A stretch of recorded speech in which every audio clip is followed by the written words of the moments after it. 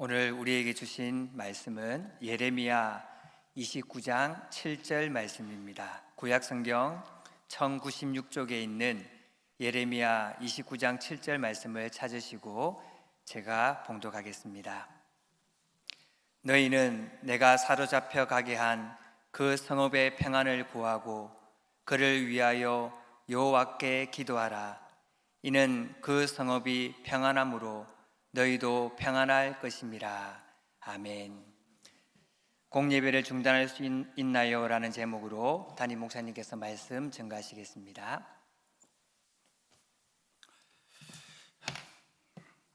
네, 사랑하는 성도 여러분, 사실 저희가 공예배의 중요성을 우리가 한 번도 잊어본 적이 없습니다. 그리고 그동안 우리는 어떤 경우에도 하나님 앞에서 공예배를 반드시 지켜야 된다. 공적인 예배라고 우리가 정해놓은 주일날 낮 예배 그리고 주일 오후 예배, 이 두 번의 예배만큼은 정말 하나님 앞에서 이것은 우리가 주일을 거룩하게 지키는 그런 하나님의 자녀의 도리로서 마땅히 예배를 드려야 된다라고 하는 그런 의식을 우리가 지금까지 가져왔습니다. 최근에 자주 그런 말씀들을 하시지만 전쟁통에도 우리가 주일을 지켰다. 그 난리 가운데서도 하나님 앞에 주일 예배를 드렸는데 어떻게 주일 예배를 드리지 않을 수가 있느냐. 또 진짜 죽거나 아니면 병원에 입원을 해서 수술을 받거나 이런 걸 제외하고는 무조건 하나님 앞에 와서 예배를 드려야 된다. 이것이 사실 그동안 우리가 지켜왔던 우리의 그 주일 성수의 개념이고, 또 마땅히 공예배를 이렇게 중요하게 생각하는 우리의 태도는 하나님께서 기쁘게 받으시는 그런 아름다운 신앙의 전통이라고 저는 확신합니다. 자, 그럼에도 불구하고 지금 상황이 이렇게 되다 보니까 이 공예배에 대한 많은 지금 이제 논란이 일어나고 있습니다. 저희는 사실 이미 저희들은 이제 지난주에 이제 이 공예배 문제로 당회에서 아주 정말 심도 있는 그런 논의를 했었는데요. 다 생각들이 다 하자고 하시는 분들은 또 하자고 하시는 분들대로의 정확한 타당성과 성경적인 근거가 있고, 또 그 이유가 합리적이고요. 또 반면에 또 하지 말자고 하시는, 공예배를 드리지 말고 인터넷으로 예배를 드리자 하시는 분들은 또 그분들대로의 그런 어떤 또 타당하고 합리적이고 또 성경적인 그런 어떤 내용들을 가지고 서로 말씀을 하시다 보니까 참 이런 문제를 결정하는 순간이 너무나도 고통스럽고 괴로웠던 그런 기억이 있습니다. 대구는 조금 상황이 좀 빠르게 진행되다 보니까 저희는 이미 지난 주간에 그런 과정들을 거쳤고, 지금 오늘 이 예배를 준비하는 과정에서 전국에 있는 그런 모든 교회들이 지금 대부분 다 이런 어려운 결정을 하고, 아마 또 많은 교회들은 지금 인터넷으로 또 예배를 드리고, 또 어떤 정말 강력한 중심을 가지고 있는 분들은 또 주일 예배를 또 드리는 그런 교회들도 있는 것 같습니다. 그래서 사실 이제 이렇게 교회가 이런 문제들로 인해서 혼란스러워하고, 또 막 이렇게 의견들이 서로 조율이 되지 않고, 또 거기에다가 또 이제 당회원들끼리도 서로 분란이 일어나고, 이렇게 하다 보니까 이제 각 교단의 신학 대학원에 이제 이런 교수들이 이런 국가적인 비상 상황에 있어서 공예배에 대해서 우리가 어떻게 이해를 해야 되는가에 대한 이런 어떤 글들을 많이 써서 지금 내놓고 있습니다. 그래서 우리 고려신학대학원 교수님들이 이제 공식적으로 이제 우리 고신 총회가 이제 신학대학원 교수들에게 이 문제에 대해서 연구해 주세요라고 요청을 했고, 또 그 연구한 결과를 이제 지난 주간에 발표를 했습니다. 우리 교단뿐만 아니고 다른 교단의 신학대학원에서도 발표한 글들을 제가 읽어봤는데 내용은 대부분 다 대동소이했습니다. 그래서 저는 오늘 여러분들에게 다른 설명을 드리기보다는 일단 이 문제에 대해서 신학대학원 교수들이 심사숙고하고 의논해서 문장을 잘 정선해서 이렇게 체계적으로 지금 잘 설명하고 있기 때문에 여러분들에게 이 글을 보여드리고, 그러면서 또 그 내용을 좀 더 여러분들이 쉽게 이해할 수 있도록 제가 설명하는 이런 방법으로 오늘 오후 예배를 진행하도록 하겠습니다. 자, 자료를 잠깐 보여주시길 바랍니다. 여러분 홈페이지에서도 다운로드를 받으실 수 있고요. 그리고 지금 이 시간에 영상으로 여러분들에게 잠깐 보여드리도록 하겠습니다. 지금 영상에 지금 나오고 있는 거죠? 예, 그렇습니까? 예, 그러면 제가 말씀을 드리겠습니다. 자, 국가적인 이런 비상 상황 그리고 공예배, 자, 이 부분에 대한 어떤 신학적인 성찰, 또 뿐만 아니라 목회적 성찰이라는 말은 교회 안에서 현실적으로 지금 목사님들이 목회를 하고 당회원들이 이 문제들을 논의하는 과정에서 참고가 되어질 만한 그런 입장을 정리한 그런 교수회의 글입니다. 자, 1. 코로나19 바이러스의 빠른 전파로 인해 한국 사회 전체가 큰 고통을 받고 있다. 특히 성도들 가운데 바이러스에 감염된 분들이 생겨나면서 급기야 주일 예배를 취소하고 온라인 예배 등과 같은 대체 방안을 모색해야 한다는 목소리가 높아지고 있다. 실제로 16일 주일부터 일부 교회들이 이미 인터넷을 통한 예배를 시행하면서 한편으로 이 현상이 주일 성수와 공예배의 중요성을 약화시키게 된다는 우려도 생기고 있다. 정말 이게 제일 큰 문제입니다. 우리 입장에서는. 그러니까 주일 성수, 공예배, 하나님 앞에 우리가 드려야 될 이건 가장 중요한 신앙의 기본 중에 기본인데 이게 무너지는 게 아닌가 하는 그런 불안감이 생기는 겁니다. 그러니까 지금 모든 교회들이 이 문제를 결정하면서 다 곤욕을 치르는 게 이런 우리의 신앙 때문에 이런 문제에 대해서 다들 결단하기가 어려운 거거든요. 자, 두 번째 보십시다. 신앙생활에 있어서 공예배의 중요성은 아무리 강조해도 지나치지 않다. 구체적인 한 장소에 모여서 유일하시고 참되신 삼위 하나님을 예배하는 공동체가 교회이다. 예, 하나님을 예배하는 한 장소에 모여서 하나님을 예배하는 공동체, 교회 개념이죠. 오늘 우리가 오전 시간에 읽었던 신명기 4장 10절에 내가 호렙산에서 내 하나님 여호와 앞에 섰던 날에 여호와께서 내게 이르시기를 나에게 백성을 모으라. 하나님이 모세에게 명령하셨습니다. 나에게 백성을 모으라. 내가 그들에게 내 말을 들려주어 그들이 세상에 사는 날 동안 나를 경외함을 배우게 하며 그 자녀들에게 가르치게 하리라 하시매, 모세가 하나님의 말씀을 받아서 이스라엘 백성들에게 선포하는, 그래서 이 백성들이 한자리에 다 모여서 하나님의 말씀을 듣는 이 공예배, 이 공예배의 중요성을 이미 구약 신명기에서 말씀을 하고 있는 것입니다. 또 그뿐만 아니라 예수님은 이렇게 말씀하셨습니다. 주의 이름으로 모인 곳, 마태복음 18장 20절에 보면 두세 사람이 내 이름으로 모인 곳에는 나도 그들 중에 있느니라 라고 말씀하셨거든요. 그러니까 우리가 공예배를 드리면 그 공예배를 드리는 그 장소에 주님이 함께 계시는 거예요. 그래서 공예배는 중요한 것입니다. 즉 말씀이 선포되고 성례가 시행되는 곳에 교회가 있다. 따라서 성도는 모이기를 피하지 않고 힘써 모여야 한다. 말씀이 선포되고 성례가 시행되는 이 공적인 예배, 이 예배는 너무나도 중요하기 때문에 어떤 경우에도 성도는 이 공적인 예배를 패해서는 안 된다. 주의 이름으로 모여서 하나님의 말씀을 듣고 성례를 시행하며 하나님을 경외하는 예배는 반드시 드려져야 된다라는 것입니다. 그러면서 히브리서 10장 25절에는 모이기를 피하는 어떤 사람들의 습관과 같이 하지 말고 오직 권하여 그날이 가까움을 볼수록 더욱 그리하자라고 분명히 말씀하고 있단 말이죠. 모이기를 피하지 말라, 어떤 경우에도 모여라 라고 말씀하십니다. 우리 신앙 고백서에서도, 웨스트민스터 신앙 고백서에서도 신자는 어느 곳에서나 하나님을 예배해야 하고 또 할 수 있지만 공적 집회에서 더 엄숙하게 예배할 수 있기 때문에 공예배의 중요성을 웨스트민스터 신앙 고백서가 언급하고 있습니다.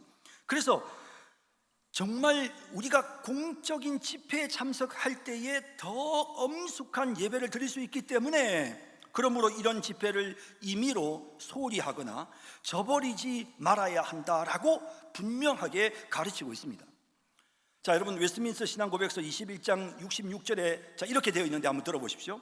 현 복음 시대의 기도나 종교적 예배의 어떤 순서도 행하는 장소나 향하는 곳에 매여 있지 않으며 더 잘 받아들여지는 것도 아니다. 그러니까 예배를 드릴 때 동쪽을 바라본다, 예루살렘 쪽을 향해서 예배를 드린다, 혹은 어떤 장소가 중요하니까 그 장소에 모여야 된다, 이런 것은 아니라는 겁니다. 그러나 매일 가정에서나 은밀하게 홀로 그리고 어디서나 영과 진리로 하나님을 예배할 수가 있는 것이죠. 그래서 우리는 어느 곳에서든지 영과 진리로 우리가 은밀하게도 얼마든지 하나님 앞에 예배를 드릴 수가 있는 것입니다. 또한 하나님께서 말씀이나 섭리로 요청하실 때 공적 집회에서 더 엄숙하게 예배할 수 있다는 것도 우리는 인정해야 되는 것입니다. 그러니까 가정에서 우리가 얼마든지 은밀하게 홀로 예배를 드릴 수 있어요. 얼마든지 영과 진리로 예배 드릴 수 있어요. 어느 곳에서나 가능합니다. 하지만 우리가 공적인 집회에 참석하게 될 때 하나님의 섭리하심으로 인해서 교회가 만들어지고 교인들이 함께 모이고 주의 종이 하나님의 목사가 하나님의 말씀을 성도들에게 대언하고 성례가 집행되어지는 이런 모든 은혜로운 행위가 이루어지는 이런 공적인 집회, 말씀과 하나님의 역사하심 속에서 이루어지는 이런 공적 집회에서는 우리가 훨씬 더 엄숙하게 하나님 앞에 예배를 드릴 수 있기 때문에 이런 집회를 부주의나 임의로 소홀히 하거나 저버리지는 말아야 한다라고 이렇게 웨스트민스터 신앙고백서 21장 66절에 정확하게 설명이 되어 있는 것입니다. 그렇기 때문에 우리는 각자가 어디서든지 예배를 드릴 수 있지만 그러나 공적인 예배의 중요성, 공예배를 드리는 이 중요성을 항상 기억하면서 정말 최선을 다해서 공적인 집회에 엄숙하게 우리가 참여할 수 있도록 노력해야 되는 것입니다. 성도는 질병 혹은 감염의 이유로 발생한 다양한 상황 속에서도 마음으로는 모여 예배하는 것을 더욱 사모해야 하며 자기가 부득이한 사정으로 공예배에 참석하지 못하는 것을 몹시 괴롭게 생각하고 그것을 사모해야 하며 혹여 예배에 참여하지 못하더라도 이를 안타깝게 생각해야 된다는 것이죠.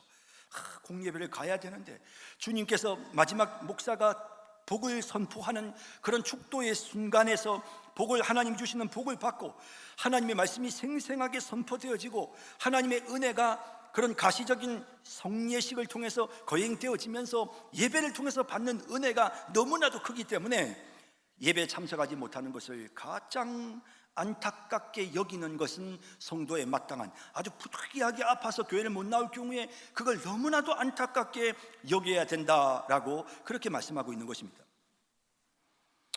세 번째입니다. 공예배가 지극히 중요하지만 우리 신앙 고백서가 가르치고 있듯이 공예배를 절대화시키는 위험에 빠져서도 안 됩니다. 무지와 미신에 빠져 있었던, 그러니까 이 공예배라고 하는 부분이 우리가 각자가 가정에서도 예배 드릴 수 있고 어느 곳에서나 신령과 진리로 하나님 앞에 예배 드릴 수 있지만 공예배는 더욱더 은혜롭고 귀하고 하나님이 기뻐하시는 예배다, 이거 우리가 인정을 합니다. 그러나 공예배만이 절대적인 것이다. 그래서 정해져 있는 어떤 예배당에 회집이 되어져야 되고 어떤 예배당 건물 속에 회집해서 모여지는 그런 예배만이 진짜 예배다라고 생각하는 이런 생각에 우리가 빠져서는 안 된다는 것입니다. 무지와 미신에 빠져 있었던 그런 중세, 로마 천주교가 온 세계를 지배했던 그런 때에는 사실 전염병이 굉장히 많았습니다. 중세에도. 그런데 이렇게 중세의 신자들은요, 이런 하나님께서 지켜주실 것이라고 믿고 예배당으로 몰려들기도 했습니다. 그래서 그것이 오히려 전염병을 더욱 확산시켰던 그런 역사적인 사실들이 많이 있습니다. 우리가 중세 교회사를 보면요, 실제로 그런 일들이 있었습니다. 그리고 종교개혁가들도 주일 성수에 대해서 매우 엄격한 입장을 취하는데요, 종교개혁 이후에 전염병이 돌았을 때 하나님 사랑과 이웃 사랑이라는 규범을 벗어나지 않는 한 피신하는 것을 가장 지혜로운 방법일 뿐만 아니라 하나님께서 허용한 방법이라고 생각하였습니다. 그래서 전염병이 돌면 그러면 종교개혁자들이 성도들을 피신하도록, 물론 그것이 꼭 이렇게 막 억지로 막 피신하 그렇게 나지 않지만 본인들이 또 피신을 하는 것에 대해서 그건 하나님께서 허용하시는 것이다라고 하는 이런 생각을 가졌다는 거예요. 엄격하게 주의를 지켰던 그런 종교개혁 시대에도 전염병으로 인해서 주의를 지키지 못하는 경우에 그것이 충분히 교회 안에서 허용되었다는 것입니다. 비록 칼빈이나 루터와 같은 위대한 목회자들은 죽음을 무릅쓰고 남아있는 환자들을 돌보기도 했습니다. 또 그래서 사실은 앞장서서 하다가 또 이런 전염병에 감염된 그런 종교개혁자들도 있습니다. 하지만 성도들이 예배당을 떠나 피신을 하는 것까지 금하지는 않았습니다. 교회가 얼마든지 그렇게 피할 수 있도록 그렇게 성도들에게 조치를 취해주고 허용했던, 주의를 지키지 않으면 그 당시에 종교개혁 시대는요, 주의를 제대로 지키지 않으면 벌을 받았던, 아주 엄격한 벌을 받았던 그런 시대임에도 불구하고 전염병이 창궐하는 시대에는 이런 부분에서 성도들이 주의를 지키지 않는 것에 대해, 주일날 공예배에 참석하지 못하는 것에 대해서 허용을 하는 그런 전통이 이어져 왔다는 것입니다. 네 번째입니다. 교회가 추가 감염을 예방하고 바이러스 확산을 막기 위해 성도들을 일정 기간 격리시키는 것은 성경적으로도 지지를 받을 수 있습니다. 감기 기운이 좀 있으세요? 좀 목이 안 좋으세요? 또 혹은 좀 확진자를 이렇게 만나셨어요? 혹은 주변에 가까운 분들 중에 혹시 감염자가 생겼습니까? 이런 경우에는 그분들이 교회에 오지 않도록 격리를 하는 것이 마땅하다는 거죠. 그래서 추가적인 감염을 예방하기 위해서 성도들이, 그런 문제가 있는 분들은 교회에 오지 못하도록 제지를 하는 것이 성경적이라는 겁니다. 그 이유로 레위기 11장에서 15장의 정결법은 부정하게 된 사람이 성막과 공동체를 더럽히지 못하도록 진영 밖으로 격리시키도록 규정하고 있습니다. 거룩한 하나님의 공동체 안으로 들어오지 못하도록 이렇게 전염시킬 수 있는 질병을 갖고 있는 사람들은 다 격리 조치가 되었습니다. 물론 이 규정들은 히브리서 10장 19절에서 22절에서 말하는 것처럼 예수 그리스도의 십자가 보혈과 믿음과 회개를 통해 성도들이 제의적으로 성소에 들어갈 수 있는 정결한 몸과 마음을 얻게 됨으로써 근본적으로 성취가 되었죠.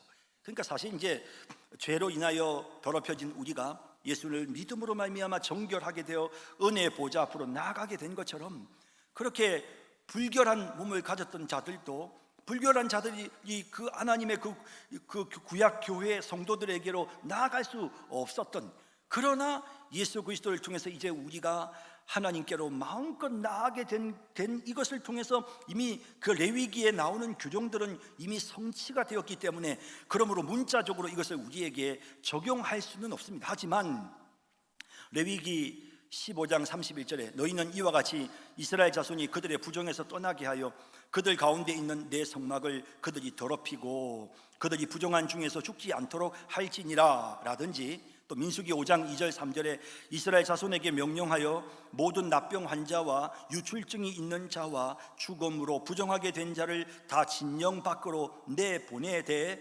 남녀를 막론하고 다 진영 밖으로 내보내어 그들이 진영을 더럽히게 하지 말라. 내가 그 진영 가운데 거하느니라 하심에, 하나님이 그곳에 임재하여 계시기 때문에 그러므로 전염병에 감염된 이들이 가까이 오지 못하게끔 하시는 이런 내용들이 나오는 것입니다. 또 민수기 19장 20절에도 사람이 부정하고도 자신을 정결하게 하지 아니하면 여호와의 성소를 더럽히미니 그러므로 회중 가운데서 끊어질 것이니라.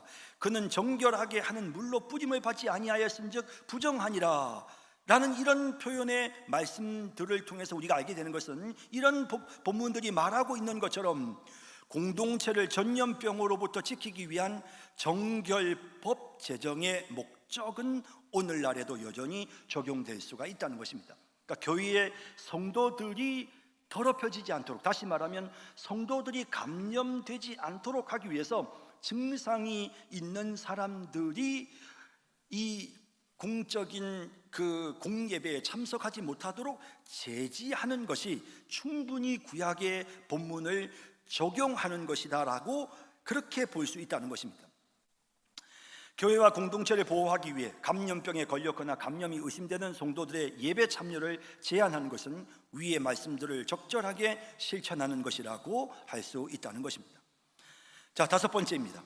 성경은 신자들이 국가와 사회의 평안을 도모해야 하는 의무를 가진다고 가르칩니다. 하나님께서는 심지어 포로로 잡혀간 이스라엘 백성이 그 성읍 바벨론의 평안을 위해서 그리고 위정자를 위해서 기도하라고 명령하셨습니다. 우리가 방금 읽은 본문이죠. 예레미야 29장 7절에 너희는 내가 사로잡혀 가게 한 그 성읍의 평안을 구하고 그를 위하여 여호와께 기도하라. 이는 그 성읍이 평안함으로 너희도 평안할 것임이라. 이렇게 기도하라. 신자들이 국가와 사회의 평안을 도모해야 될 의무가 있다. 국가의 정책에 따르고 국가가 편안하도록 적극적으로 국가를 돕는 그런 역할들을 해야 된다는 것입니다. 세상의 통치자들을 위한 기도는 나라를 위한 성도의 의무입니다. 그래서 디모데전서 2장 1절 2절에 그러므로 내가 첫째로 권하노니 모든 사람을 위하여 간구와 기도와 도고와 감사를 하되 임금들과 높은 지위에 있는 모든 사람을 위하여 하라. 이는 우리가 모든 경건과 단정함으로 고요하고 평안한 생활을 하려 함이라라고 말씀하십니다. 우리 성도들은 마땅히 지도자들이 제대로 이 어려운 시기를 잘 극복하고 이겨낼 수 있도록 그들을 위해서 기도해야 되는 의무가 있다는 것입니다. 자, 이런 사실에 대해서 웨스트민스터 신앙고백서 23장 4절에 이렇게 되어 있습니다. 백성의 의무는 공직자를 위하여 기도하며, 그래야 되겠죠. 그들을 존경하고, 마땅히 국가의 지도자들의 요청에 우리가 그것을 존경하고 따라줘야 합니다. 세금과 여타 부가금을 바치고 그들의 합법적인 명령을 순종하며, 불법한 그런 명령을 할 경우에 우리가 순종할 필요 없어요. 목숨 걸어야 되겠지만 합법적이고 타당한 내용으로 국민의 안녕을 위해 무언가를 우리에게 요구할 때는 순종하며 양심상 그들의 권위에 복종하는 것이다.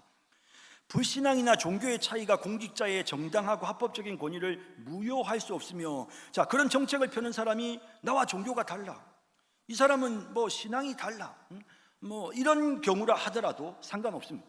그가 정말 공직자로서 정당하게 합법적으로 무언가를 요구할 때는 그럼 우리는 그 권위를 받아들여야 합니다. 불신앙이나 종교의 차이, 공직자들에 대한 정당한 순종에서 백성을 제외시킬 수 없습니다. 하나님의 백성인 우리가 공직자들에 대한 순종에서 우리가 제외되어서는 안 되고 교역자들 또한 예외는 아니다라고 이렇게 웨스트민스터 신앙고백서에 밝히고 있습니다. 목회자들도 마찬가지로 국가의 정책에 그것이 국민의 안녕을 위한 것이고 정당한 요구라면 따라야 마땅하다는 것입니다. 세상의 평화를 위해 성도들은 함께 기도하고 또 시민으로서 협력해야 합니다. 이런 과정 속에서 교회는 평안 가운데 자신의 사명을 다할 기회를 얻게 되는 것이죠. 시민으로서 우리가 협력하고 세상의 평화를 위해서 기도하는 이런 모습을 통해서 이 세상 사람들에게 자연스럽게 신뢰를 얻게 됩니다. 교회는 세상으로부터 신뢰를 얻어서 복음 전도가 더욱더 큰 힘을 얻게 될 것이다. 그러니까 중요한 것은 우리는 끊임없이 복음을 전해야 되는 겁니다. 교회가 세상으로부터 신뢰를 얻는 것도 중요합니다. 그러려면 세상의 평안을 위해서 기도하고 시민으로서 우리가 협력하는 일이 우리에게 마땅하다는 것입니다. 여섯 번째입니다. 앞에서 살펴보았듯이 아주 부득이한 상황 속에서 교회가 공예배 외에 다른 형태의 예배를 시행하는 것은 성경의 가르침에 어긋난다고 볼 수 없다. 하지만 이와 같은 예배들이 공예배의 중요성을 약화시키지 않도록 매우 제한적으로 이루어져야 한다. 이 점은 아무리 강조해도 지나치지 않을 것입니다. 이렇게 공예배 집에서 그냥 앉아서 편안하게 그냥 인터넷으로 예배 드려 보니까 괜찮던데 난 앞으로 뭐 꼭 주일날 교회까지 갈 필요가 뭐 있어? 아침에 바쁘게 뭐 옷도 챙겨 입어야 되고 뭐 준비해가지고 뭐 그럴 필요 뭐 있어? 나는 그냥 인터넷으로 간단히 예배 드릴래. 이런 식으로 분위기가 흘러가서는 안 된다는 겁니다. 이 점에서 당회의 중요성을 말하지 않을 수 없다. 교회 정치 121조 2항은 교회의 제반 예배를 주관하는 것을 당회의 직무로 규정하고 있다. 따라서 공예배 외의 특별한 형태의 예배들은 편의적이거나 자의적으로 시행되어서는 안 되며 좀 편하게 합시다, 그냥 이런 식의 편의적으로 공예배가 이렇게 시행되어서는 안 되고, 자의적으로 뭐 내가 알아서 하면 되지 뭐 이런 식으로 자의적으로 시행되도록 해서도 안 된다는 겁니다.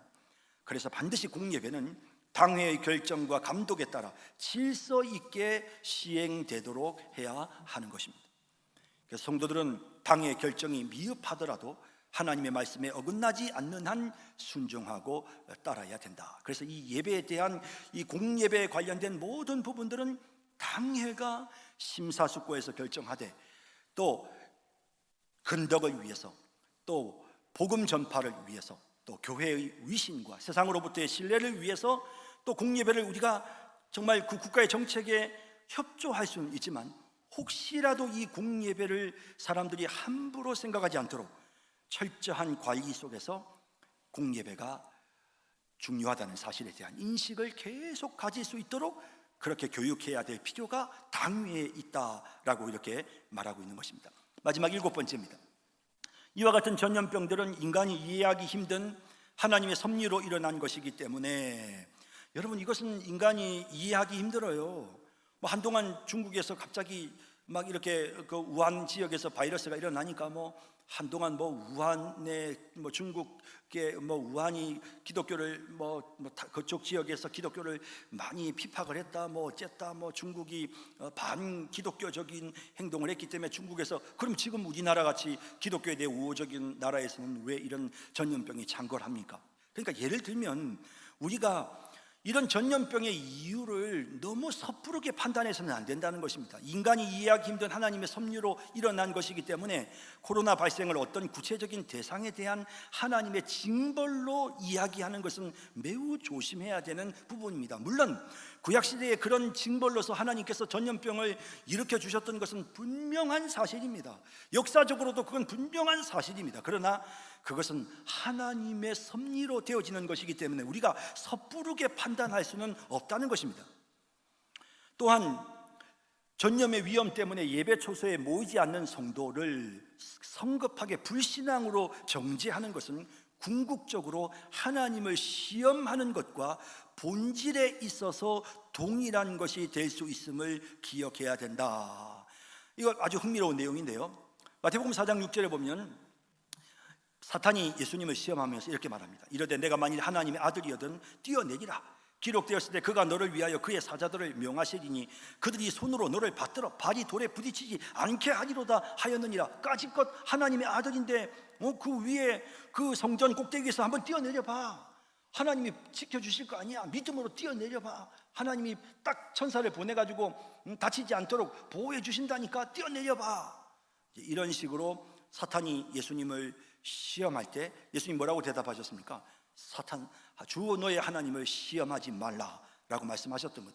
그러니까 우리가 뭐 이렇게 전염병이 걸려도 막 그냥 하나님 앞에 교회 가면 하나님께서 지켜주셔, 하나님께서 우리를 다 책임지시고 그 전염병으로부터 우리를 보호해 주신다니까 라고 하는 이런 식의 논리를 가지고 만약에 교회에 이 예배에 참석하지 않는 사람들을 우리가 믿음이 없는 사람으로 정죄하는 것은 그것은 잘못이라는 것입니다.